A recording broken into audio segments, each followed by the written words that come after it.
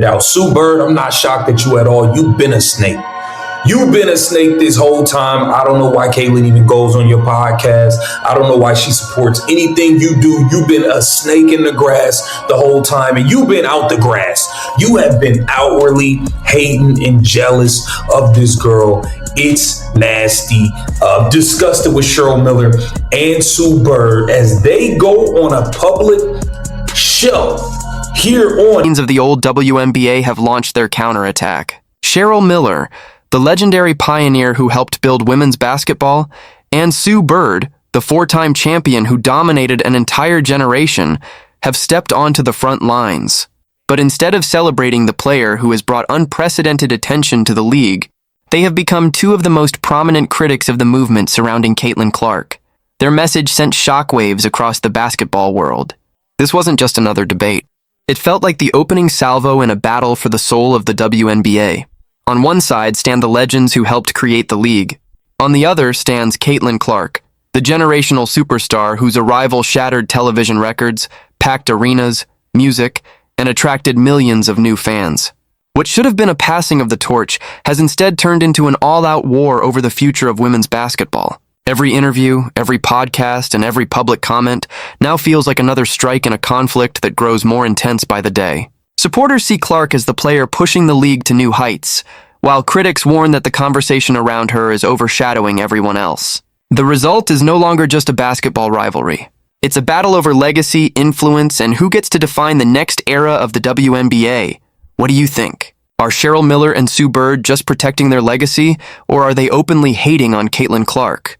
Let us know in the comments. More importantly, want to see that same leadership during the collective bargaining agreement and how they rallied around the brand, the WNBA, and that's what I want to see. I want them to do the same things that they did during that time and stand up for their brand. This is our brand, and not watch a bunch of outsiders hijack the league. What you mean outsiders? Who is outsiders? Who is outsiders?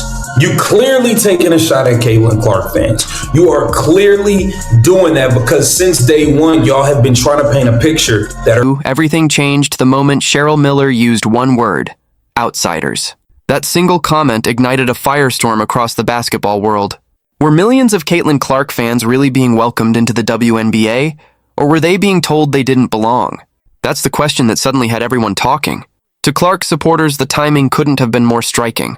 Caitlin Clark's arrival coincided with record-breaking television audiences, sold-out arenas, and unprecedented attention for the league.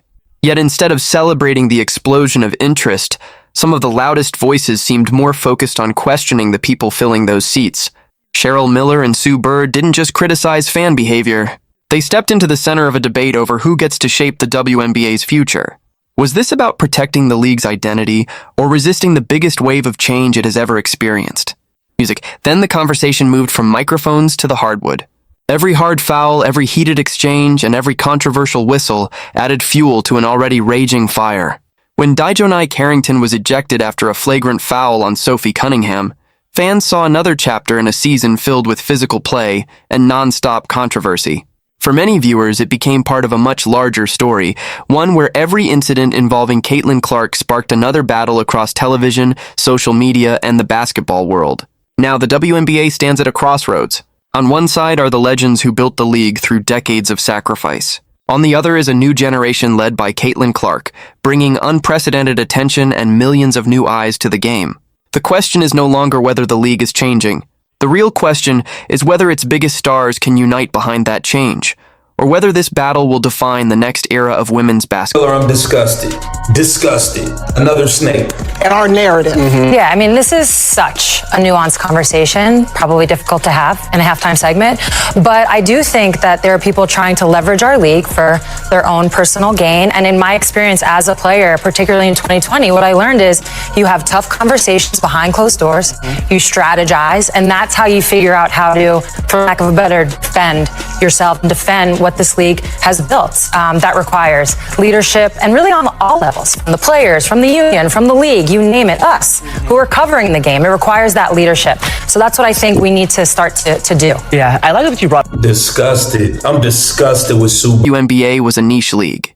Now, because of Caitlin Clark, it's a battleground. But why has it turned into a race war and a culture war? The answer is envy. The league was chopped liver before Caitlin Clark set foot on the floor. They were playing in small arenas. Now they are in the house that Michael Jordan built when Clark comes to town. But instead of thanking the girl who turned the lights on, they turn off the lights on her. Sue Bird has been a snake in the grass for a long time. She wants the clout and the attention that Clark brings, evidenced by having Clark on her podcast, but she doesn't want Clark to overshadow the brand.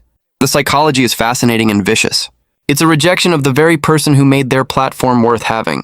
Cheryl Miller, who was the Jordan of her era, should be celebrating the arrival of a new star, but instead she is acting like a gatekeeper trying to push Caitlin Clark to the perimeter. This behavior is unprecedented. When Magic Johnson and Larry Bird took the NBA from tape delay to primetime, they didn't call their fans outsiders.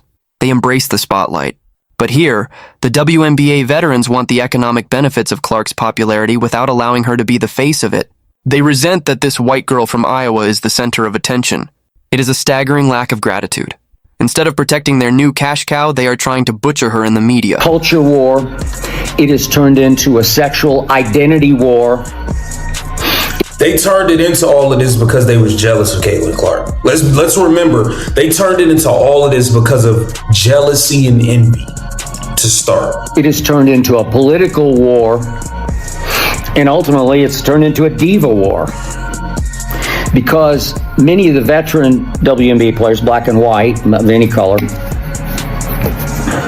now feel empowered because their league got put on the map for the first time 3 years ago by Caitlin Clark. Financial, team chemistry, and franchise-altering impact of this hate is becoming catastrophic. Sue Bird and Cheryl Miller's rhetoric isn't just mean, it's bad for business. The league is finally popular, and its greatest ambassadors are telling the new fans to go away. They are creating an adversarial relationship with the largest fan base in sports.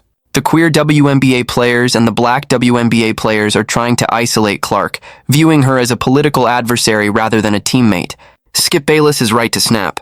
This is a diva war. It's a political war. It's a sexual identity war. The league has turned a basketball game into a question of who belongs and who doesn't. Caitlin Clark is left standing alone, a target on her back while the refs and the veterans allow her to be mauled. The lettered mafia, as they are called, is sticking together to tear her down. They want to push her out, they want to discredit her, and they want to claim the glory for themselves. The climax of this story is not just a basketball game. It's a referendum on the soul of the WNBA. Will the league embrace its new superstar, or will it allow the snakes and the haters to poison the well? The production value is skyrocketing, but the respect is plummeting. If the league continues to appease the Sue Birds and Cheryl Millers of the world, they will lose the very audience that made them relevant. Caitlin Clark is the most important player to enter the WNBA since its inception, but instead of a red carpet, she got a brick wall. Cheryl Miller and Sue Bird have shown their true colors. They are disgusted by the fans who pay their bills and threatened by the player who made them relevant.